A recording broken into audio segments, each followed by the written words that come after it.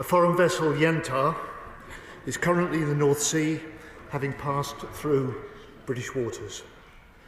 Let me be clear. This is a Russian spy ship used for gathering intelligence and mapping the UK's critical underwater infrastructure.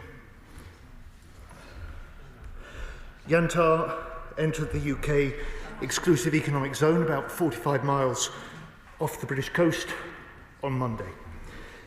For the last 2 days, the Royal Navy has deployed HMS Somerset and HMS Tyne to monitor the vessel every minute through our waters.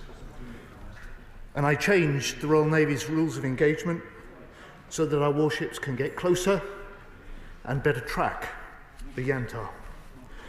So far, the ship has complied with international rules of navigation.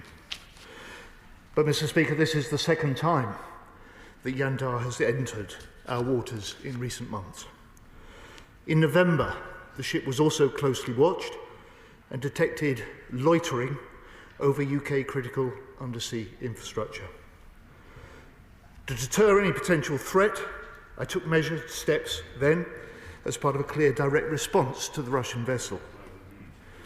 RAF maritime patrol aircraft, alongside HMS Catterstock, HMS Tyne and RFA Proteus, were deployed to shadow Yantar's every movement.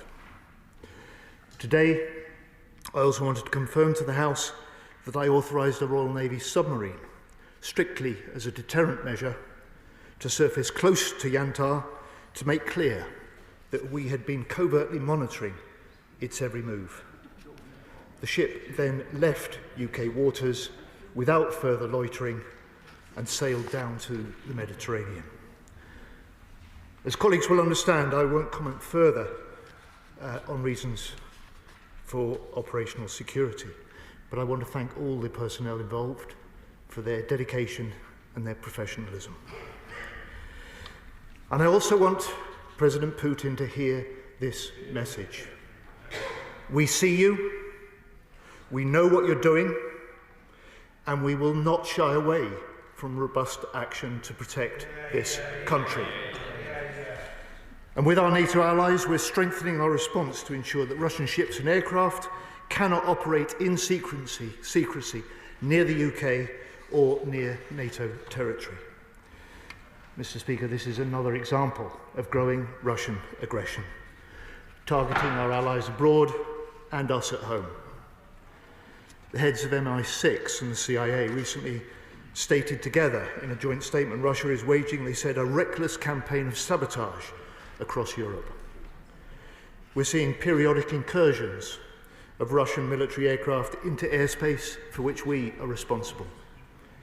And on Christmas Day, the S-Link 2 undersea cable between Finland and Estonia was damaged.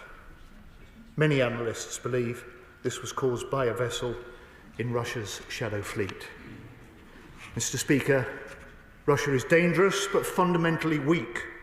In Ukraine, it has suffered devastatingly high rates of casualties over 3 years in a war that it thought it would win in a week. And compounding the humiliation, Putin has been forced to turn to North Korea to reinforce its frontline fighters. And while the strategic defeat in Syria, of course, has exposed its diminishing power on the global stage, and at home, the Russian economy faces crippling strains.